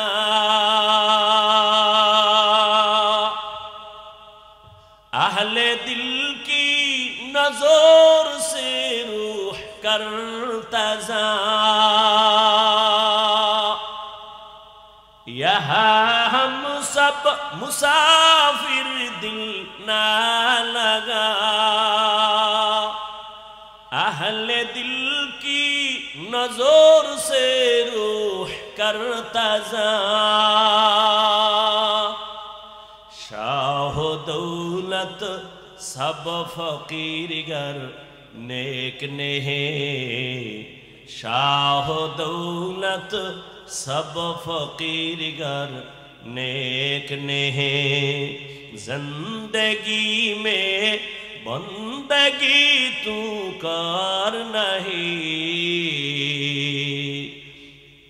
जिंदगी में बंदगी तू कर नहीं।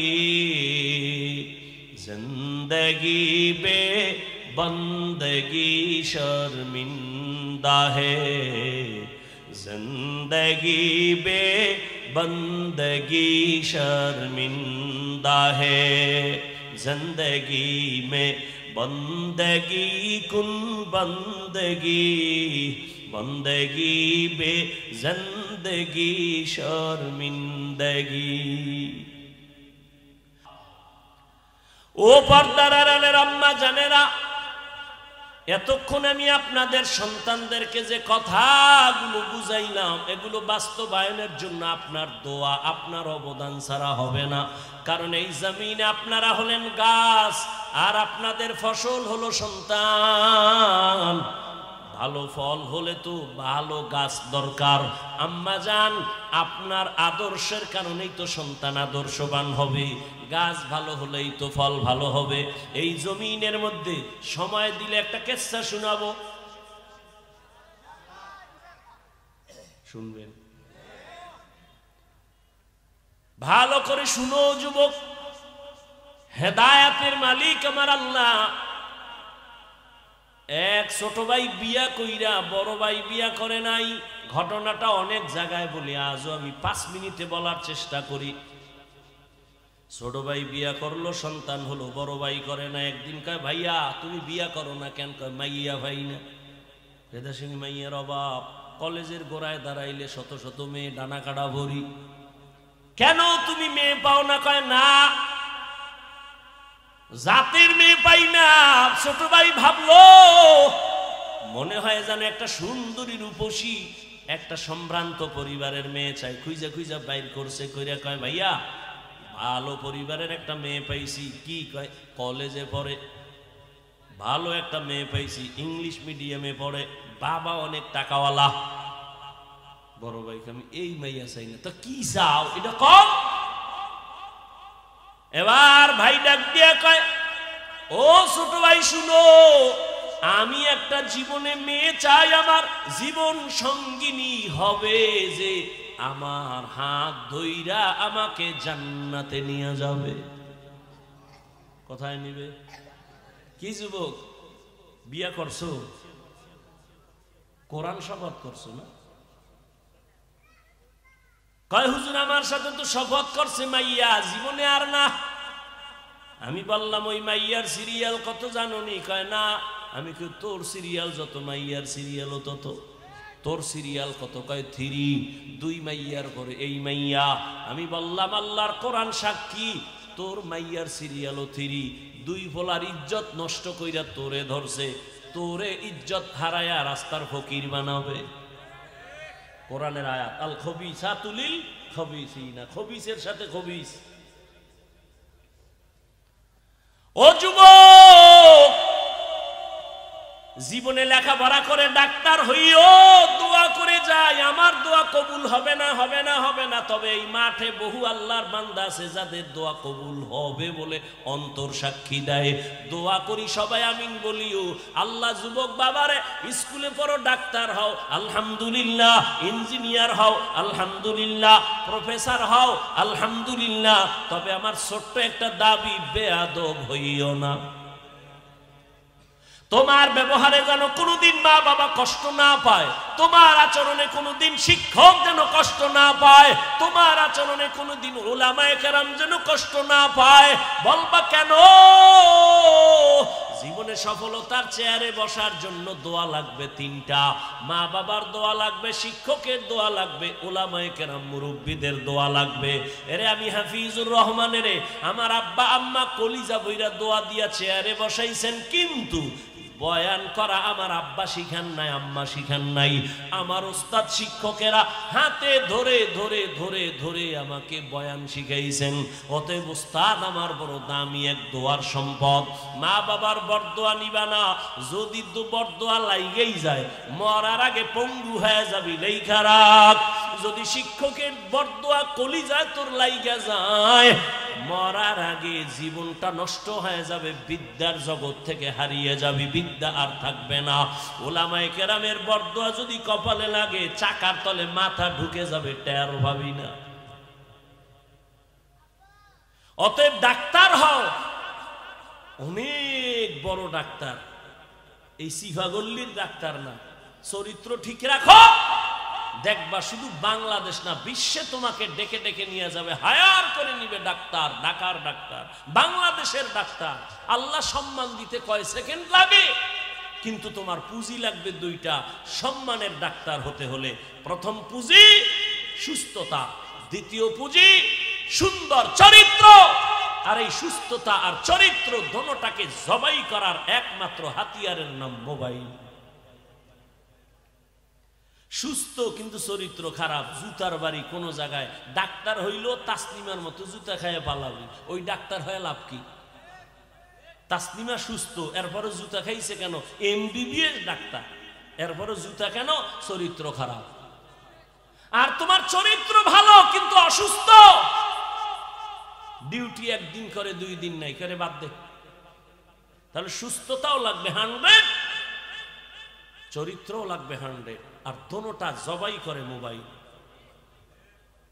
আমি কি বানায় বলতেছি? সবার হাতে মোবাইল আছে। এখন বাসায় যাইয়া গুগলে সার্চ দিবি টাচ মোবাইল দেখলে শরীরের অঙ্গের কি কি ক্ষতি হয়, চিকিৎসা বিজ্ঞানীরা কি থিওরি দিছে সব গুগলে আছে, আজকে গিয়ে দেখিস। আমাকে হুজুর গুডুতি হুনবি না, কপাল পোড়া, হুজুর গুফরে বিশ্বাস কম, জীবন বড় ওয়াজ করছি নবীর সুন্নতের, হাত ধুইয়া খানা খা, এখন ধোয় না, মাওলায় করোনা ধরাইয়া কানে ধরাইয়া এখন হাত ধোয়া, এখন পকেটের মধ্যে মেডিসিন ফাঁকে ফাঁকে বাইর করে হাত ধোয়, বাইর করে হাত ধোয়, আমার একা ধুইবেন নি। আমি তুমি কিয়ামত পর্যন্ত ধুইলে একটা নেক পাবা না, সুন্নত হিসেবে ধুইলে সব পাইতা। এখন ঠেকায় পড়ছো, মাইনকে সিফা আটকায় গেছো, এখন আর হাত ধুইলে লাভ কি? রসুলের সুন্নত হিসেবে তো আর হাত দৌ না। আল্লাহ হেদায়াত দান করুন। বাবা এই জন্য বলছি, ডাক্তার হও, ইঞ্জিনিয়ার হও, প্রফেসর হও, বেয়াদব হও না। সুন্দর চরিত্র আর সুস্থতার জন্য নিজেও চেষ্টা করো, আর সফলতার জন্য 3 জায়গার দোয়া, মা বাবার, শিক্ষকের, উলামায়ে কেরাম, মুরব্বীদের। এছাড়া কোনো বাহাদুরি চলবে না, দুনিয়া চলবেই না। বড় ভাই কইছে আমি বিয়ে করুম, তবে এমন একটা মেয়ে চাই যে মেয়ে আমার হাত ধরে কই নিবে। ছোট ভাইকে তোর কপালে বিয়ে নাই, যা। বড় ভাইকে তো একটা কথা শোন, আল্লাহ যদি কবুল করে সময় লাগবে না। ইয়াকিন কার উপর? হ্যাঁ, আল্লাহর উপর। মোনাজাত ধরে কান্না করে, হে আল্লাহ তুমি ওয়াদা করেছো সাহায্যের জন্য, আমি সাহায্য চাইতেছি রে আল্লাহ, এমন একটা বিবি আমার জন্য মেয়ে মিলায় দাও। আমি টাকা চাই না, বাড়ি চাই না, তবে এমন একটা আদর্শবান চরিত্রবান মেয়ে চাই যে আমাকে হাতে ধরে জান্নাতের পথে আগায় নিবে। দোয়া চলতেছে, খবর পাইছে পাশের এলাকায় একজন বুজুর্গ আল্লাহওয়ালা আসছে মসজিদে, মানুষ দোয়ার জন্য যায়, ও গেছে ফজরের নামাজ গিয়ে আদায় করেছে, মোনাজাত দিয়ে দিব। আরে ভাই মোনাজাত তো দিব, তো একটু ধৈর্য ধরো না। আগে আগে বাসায় যাবা, খোদায় না নিলে কেমনে যাবা? একজনে আগে রওনা হয়েছে বাসায় যাবে, আর একজনে বইয়া মোনাজাত দিয়ে এরপরে আস্তে আস্তে রওনা হয়েছে। হে যাই দেহে হে আগের 1 ঘন্টা আগের বেড়া রাস্তায় খাড়ায় রইস, কিও কয় চাক্কা সাইরোটা শেষ, হসপিটালও নাই রাইতে কইব। এনে 1.5 ঘন্টা বইয়া শেষ পর্যন্ত হাঁটতে হাঁটতে হাঁটতে হাঁটতে বাসায় গেছে ফজরের সময়। আর এই যে আগে শেষে মোনাজাত দিয়ে গেছে, হে গাড়ি নিয়ে খুব দ্রুত বাসায় গেছে। মাওলায় না নিলে কেমন নাই?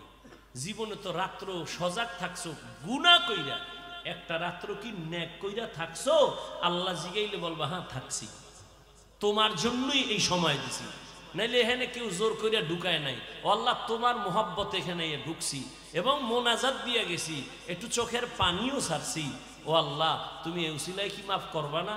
আমি তো মাফ করার জন্য বাহানাই তালাশ করি, একটা সুযোগ খুঁজতেছি, একটা লাইন খুঁজতেছি, লাইন আছে কিনা দেখি। লাইন যখন পাইয়েই গেছি, কোনো লাইন নাই। নাম কি? নাম হইল আব্দুর রহমান। এটাও একটা লাইন, সহি হাদিস। আল্লাহ কয় যা তোর এই নামের উসিলায় জান্নাত দিয়ে দিলাম। তা তোমার নামও তো লাইন মতো নাই। নাম রাখছে হাসি, খুশি, নদী, বৃষ্টি, সবুজ, গম্বুজ, নাম। সারা দুনিয়ার বেঈমানের বাড়ি একজন আব্দুর রহমান আছে, রহিমা নামের কোন মেয়ে আছে? তোমার আমার কপাল এত খারাপ কেন যে ইসলামে নামের অভাব? বেঈমানের নামগুলো মুসলমানের ঘরে কেন? একজনের নাম রাখছে বিপদ, ডাক দিছে এই বিপদ, আর একজনে চাই এক ভাই আমার মহা বিপদ।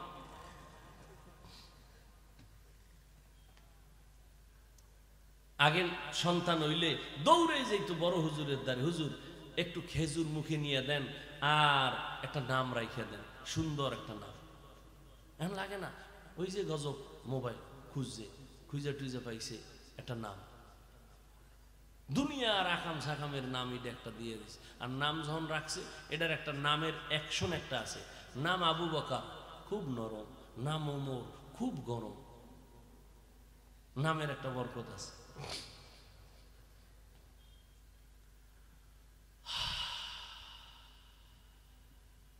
হুজুরের দ্বারে গেছে দোয়ার জন্য, ফজরের নামাজ পড়া সব চলে গেছে।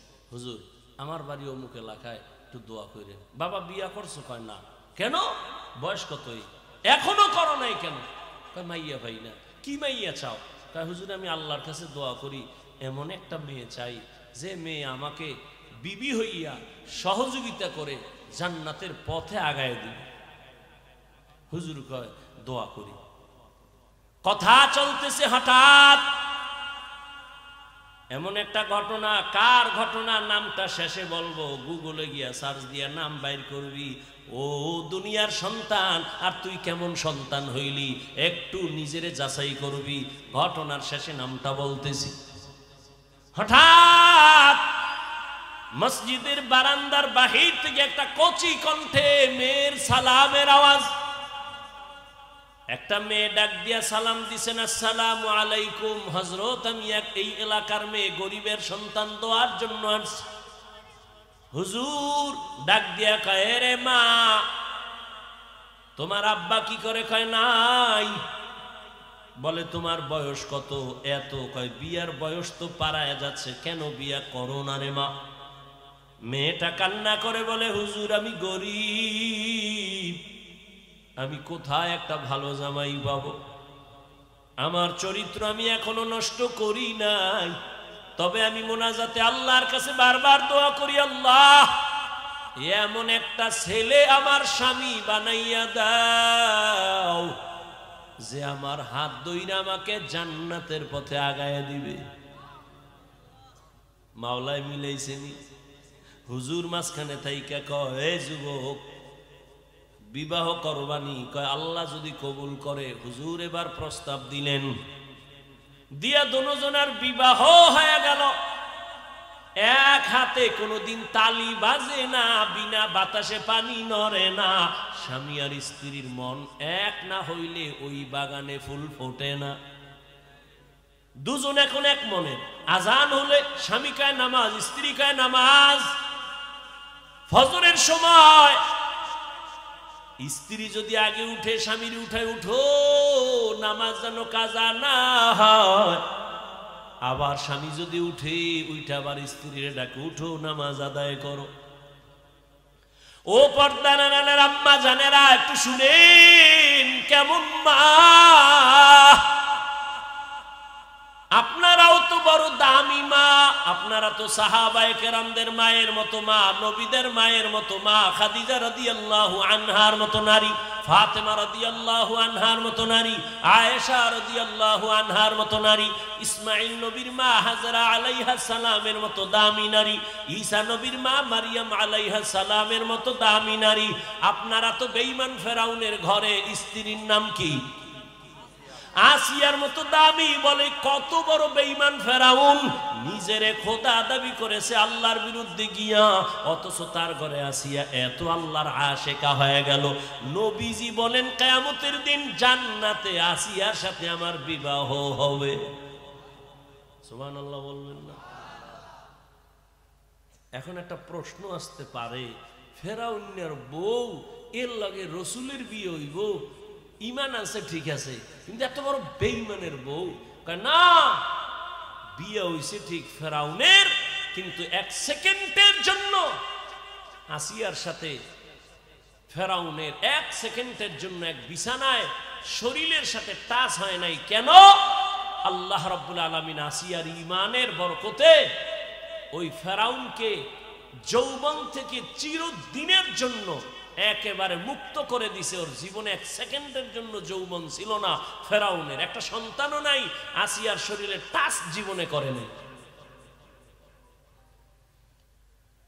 নবী বলেন আসিয়ার সাথে আমার জান্নাতি বিবাহ হবে। এরে আম্মা জান, আপনার স্বামী তো ফেরাউনের মতো খারাপ না। আম্মা আপনি কি পারতেন না 5 ওয়াক্ত নামাজ পড়ে স্বামীর জন্য কলিজা দিয়া দোয়া করতেন? আল্লাহ একটা স্বামী আমার দিন নাই রাত নাই বাইরে ঘুরে আর কষ্ট করে, নিজের জন্য কোনো স্বামী কষ্ট করে না। সন্তানের মুখে হাসি ফুটাবার জন্য গাধার মতো কষ্ট করে, স্ত্রীর মুখে হাসি ফুটাবার জন্য পুরুষ কষ্ট করে। ও আল্লাহ, আমার স্বামীর কামাইতে বরকত দাও, আমার স্বামীরে হেফাজত করো। আর ঘরে আসলে বুঝাইতেন স্বামী নামাজ পড়ো, হালাল ভাবে চলিও। মা বাবার মায়া ত্যাগ কইরা আসছি তোমার ঘরে, না খাইয়া থাকলেও আসি, খাইয়া থাকলেও আসি, তবে আমার জীবনের দাবি অবৈধ টাকা ঘরে আনবা না। হারাম টাকা খাইয়া নিজেদের রক্ত, সন্তানের রক্ত কখনো নাপাক করব না। আম্মাজান যদি স্বামীরে বুঝাইতেন, কোন স্বামী হারাম টাকা ঘরে নিত না। সন্তানের যদি বুঝাইতেন, বাবা আমি তোর মা, কোন দিন মরে যাব জানি না, তবে তোর কাছে আমার জীবনের দাবি কোনদিন মিথ্যা কথা বলবি না, কারো সাথে বেয়াদবি করবি না। সন্তান আস্তে আস্তে আপনার কথায় আদৌ বলা হয়ে যাইত। ডাক্তার হলেও সন্তান দোয়া করত কোরআন বলিয়া, ইঞ্জিনিয়ার হলেও দোয়া করত। এরে আম্মা জান, আপনার মতো কত মা এখনো খুঁজলে পাওয়া যাবে এলাকায়, নামাজ পড়ে, পর্দা করে, স্বামীর মাল হেফাজত করে, সন্তানগুলো আদর্শওয়ালা বানানোর চেষ্টা করে। আম্মা জান, আপনি কেন পারবেন না? ও বোনেরা, আপনার মতো কত বোন স্কুল কলেজে পড়ে, নামাজ পড়ে, পর্দা করে, মোবাইলে চরিত্র নষ্ট করে না, বিক্রি করে না। ও বোনেরা, আপনারা কেন পারবেন না? ও বৃদ্ধ বাবাজি, আপনার মতো কত বুড়ারা মসজিদে গিয়া নামাজ পড়ে, আপনি কেন পারবেন না? ওই স্বামী আর স্ত্রী দুইজনে এক মনের হইয়া মোনাজাত করে, দোয়া করে, আল্লাহ দোয়া কইরা পাইছি দুইজনের স্বামী আর স্ত্রী। আর একটা দোয়া জীবনে আছে, দোনোজনে কান্দে আর আল্লাহর কাছে দোয়া করে, ও দয়ার মালিক, একটা নেককার সন্তান আমাদের দান করো, যেই সন্তানের দ্বারা আমগো ইজ্জত বাড়বে, সমাজের আলো ছড়ায় যাবে। ওই সন্তান দিয়া লাভ কি যে মা বাবার ইজ্জত নষ্ট হবে?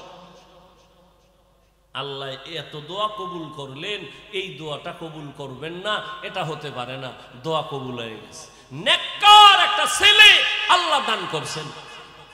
ছেলেটারে দুনিয়াতে আসা মাত্র নবীর তরিকায় ডান কানে আজানের আওয়াজ, বাম কানে ইকামতের আওয়াজ। ছেলেটারে আদর্শ দিয়া বড় বানাইলেন। অল্প বয়সে যৌবন যখন চলে আসলো, এই যুবক তো সেই যুবক, গোটা দুনিয়াটাকে আগুন লাগায় দিল। ইহুদি বেঈমানেরা ওর নাম শুনতেছে কেমন যেন আতঙ্ক, মাথাটা গরম হয়ে যায়। বাইতুল মুকাদ্দাস মুসলমানের প্রথম কিবলার ওখানে ইহুদির একটা ধমক দিয়া সব সরায় বাইতুল মুকাদ্দাস হাতে নিল। মালয়েশিয়া, রাশিয়া সব বেঈমান, সিরিয়ার বেঈমানের মোকাবেলায় মোটামুটি দুনিয়াটা বিজয়ের ডঙ্কা বাজায় দিল। ইতিহাস যারা জানো, এই লোকটার নাম জানে না এমন কোন হিন্দু নাই, বৌদ্ধ নাই, মুসলমান নাই। সারা দুনিয়ার ইতিহাসবিদরা এই যুবকের নামটা জানে, যেই যুবক দুই মা বাবার দোয়ায় হইছে। এমন মা দোয়া করছে স্বামী চাই জান্নাতে নিবে, এমন বাবা দোয়া করছে বউ চাই জান্নাতে নিবে। এই দুইজনের দোয়ায় সন্তান আসছে এক জগৎ বিখ্যাত অগ্নি শর্মা, এমন এক আল্লাহর মোহাব্বতের বান্দা, যার হস্তক্ষেপে ইসলামের পতাকা উড্ডীন, বেঈমান নিপাত হয়ে গেছে, পরাজয় বরণ করেছে। ওই যুবকের নাম সেই সালাহউদ্দিন আইয়ুবী রহমাতুল্লাহি আলাইহি। সুলতান সালাহউদ্দিন আইয়ুবীর ইতিহাস পর গুগলে লেখা আছে, সব ডিটেইলস দেওয়া আছে। কে সে সুলতান সালাহউদ্দিন আইয়ুবী? সকল রাষ্ট্রনায়করা সালাহউদ্দিন আইয়ুবীর নাম না নিলে ওদের ইতিহাস কমপ্লিট হয় না। সুলতান সালাহউদ্দিন আইয়ুবী গোটা ইতিহাসের পৃষ্ঠায় স্বর্ণ অক্ষরে তিনি এখনো অমর। এই জন্য আগেও বলছি, ও যুবক, ডাক্তার যদি হও বেয়াদব হইও না তো তাসলিমার মতো জুতা খায়া পালাবা। এখনো সময় আছে, পেছনের গুনার থেকে তওবা করে নাও। তোমার গুনার খবর মা বাবা কেউ জানে না, আল্লাহ জানেন। ওই আল্লাহর মোহাব্বত নিয়ে মনে মনে গোপনে গোপনে একটু আল্লাহকে বলো, হে আল্লাহ, মনে হয় জানো এই ময়দানে আমার মতো গুনাহগার কেউ নাই। গুনার কারণে আমার হাত না পাক, চোখ না পাক, জিহ্বা না পাক, গুনাহ করতে করতে জীবনটা শেষ। কত নামাজ ছাড়লাম, কত দাড়ি কাটলাম, বেপরদায় চললাম। ও আল্লাহ, আমার মতো কত যুবক আবার জেনারেল লাইনে থাকে, চাকরি করে, ব্যবসা করে, নামাজ পড়ে, আমি কেন পারবো না? ও আল্লাহ, মনে চাইছে কত গুনাহ করছি শখ লাগাইয়া, আর গুনার কাছেও যাব না। দুনিয়াতে চিরদিন থাকবো না, মুসলমান হিসাবে দুনিয়া থেকে তো চলেই যেতে হবে, আল্লাহর আদালতে দাঁড়াতে হবে, গুনাহগার হইয়া দাঁড়াবো না। আজকে থেকে তওবা করলাম, নামাজ ছাড়ছি আর ছাড়বো না, বেপরদায় চলছি আর চলবো না, দাড়ি কাটছি আর কাটবো না। তবে সবার কপালটা খুলবে না। বয়ানের শুরুতেই কিন্তু বলেছিলাম আবু জাহালের কথার, ওমরের কথা। জানি না কার কপাল কোন দিকে যাবে। অনেকে বয়ান শুই না বাইরে গিয়ে আবু জাহালের মেজাজ নিয়ে চলবে আর বিরোধিতা করে আরো গুনার পাল্লা ভারী করবে। আর একদল ওমরের মেজাজওয়ালা চোখের পানি ছেড়ে গুনার কথা স্মরণ করে তওবা করবে, ফজরে মসজিদে চলে যাবে। ও আল্লাহ, জানি না এই ময়দানে কারা তওবার নিয়ত করেছে। তবে আবদার, ও যুবক বাবারা, যেখানেই থাকো আল্লাহর মোহাব্বত নিয়ে চলো, মা বাবার দোয়া নিয়ে চলো, আল্লাহর কাছে তওবার নিয়ত বলো, হে মালিক আর মা বাবারে কষ্ট দিব না। উলামায়ে কেরামের দোয়া নিয়া, নবীর তরিকা মেনে, শিক্ষক মুরব্বীদের দোয়া নিয়ে চলবো। আল্লাহ, তুমি আমার তওবা কবুল করো। এরকম খাঁটি নিয়তে তওবা করার যাদের অন্তর তৈরি, মুনাফিকি নাই, যাদের নিয়তটা খাঁটি, শুধু তাদেরকে বলবো দুটো হাত আল্লাহকে দেখাইয়া দাও। আয় আল্লাহ, আমাদের তওবা কবুল করে নেন, আমাদের হাত কবুল করে নেন, তওবার উপরে মজবুত হইয়া চলার মতো তৌফিক দান করেন, আমিন। আলহামদুলিল্লাহি রাব্বিল আলামিন, ওয়াসসালাতু ওয়াসসালামু আলা সাইয়্যিদিল আম্বিয়া ওয়াল মুরসালিন ওয়া আলা আলিহি ওয়া আসহাবিহি আজমাইন। ইয়া আরহামার রাহিমিন, ইয়া আরহামার রাহিমিন, ইয়া আরহামার রাহিমিন। রব্বিরহামহুমা কামা রব্বায়ানি সগীরা। اللهم إنك عفو كريم تحب العفو فاعف عنا. اللهم إنا نسألك رضاك والجنة ونعوذ بك من سخطك والنار. ও দয়ার মালিক, গুনার বোঝা নিয়ে আপনার দরওয়াজায় গভীর রাতে আমরা হাজির। সব বাড়িওয়ালাদের দরজাগুলো বন্ধ,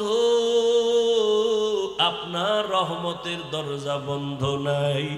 ও আল্লাহ, আমরা সবাই গুনাহগার। ওলামায়ে কেরাম, মুরব্বী, হাজী সাহেব, ব্যবসায়ী, চাকরিজীবী, আমার কলিজার যুবক, কত ছাত্র ভাই, পর্দার আড়ালের মা বোনেরা, ও আল্লাহ, দুনিয়াতে যেদিন আসছিলাম আব্বা আম্মা কত খুশি আনন্দ করেছিলেন।